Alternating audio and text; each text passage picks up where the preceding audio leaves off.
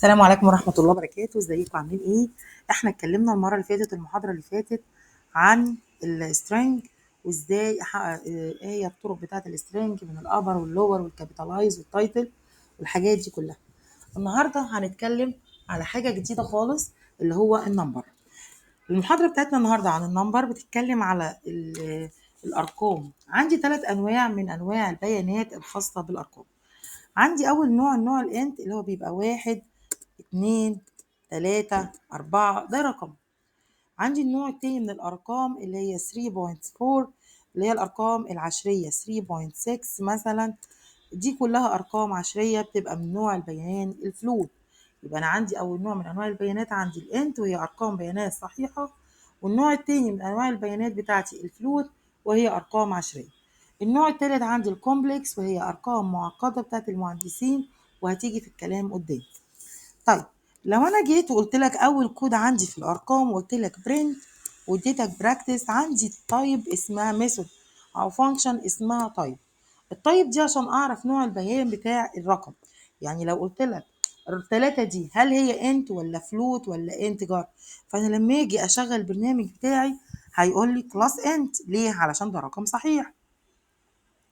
لو انا جيت كررت الكود ده تاني بس عدلت فيه شوية، بس بدل ما هو 3 قلت لك 3.7 وقلت لك ده وظيفته ايه، هتيجي تقول لي كلاس فلوت.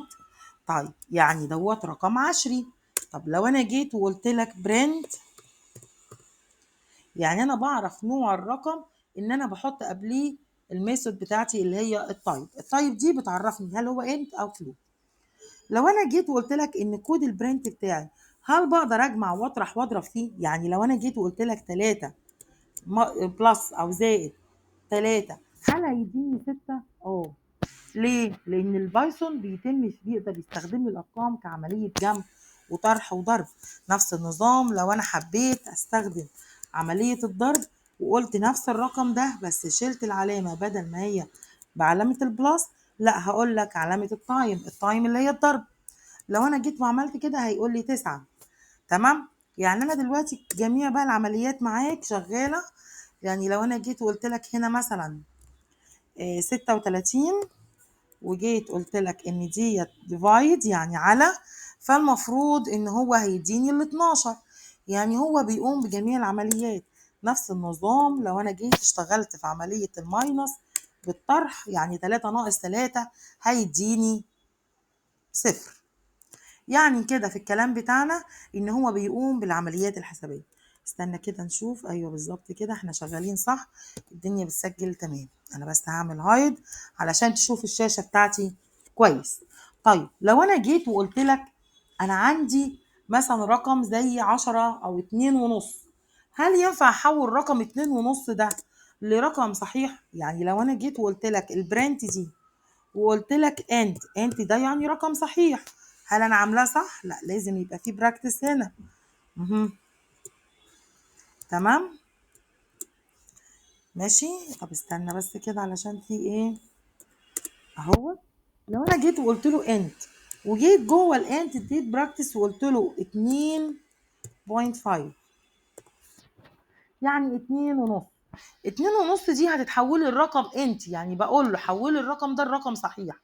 فالكود ده بقول له ان بدايه قبل الرقم كلمه انت دي يعني هو يعمل لي ترانسفير ليها لرقم انتجر، يعني رقم صحيح.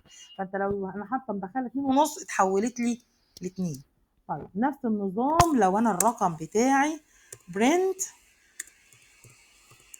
واديت براكتس وقلت لك فلوت، واديت براكتس وقلت لك 3 بوينت مثلا 4، وقلت لك دلوقتي لو انا عملت ران الران بتاعتي هتبقى عامله ازاي؟ الران بتاعتي هتتحول لي سوري انا دلوقتي الرقم بتاعي 3 ده رقم صحيح. يبقى انا دلوقتي 3 دي هتتحول لي الرقم ايه بالظبط كده؟ الرقم عشري. يعني انت بتقولي لو الرقم عشري او رقم فيه كسور، لما بضيف ميثود انت قبليها فبيتحول لي الرقم صحيح.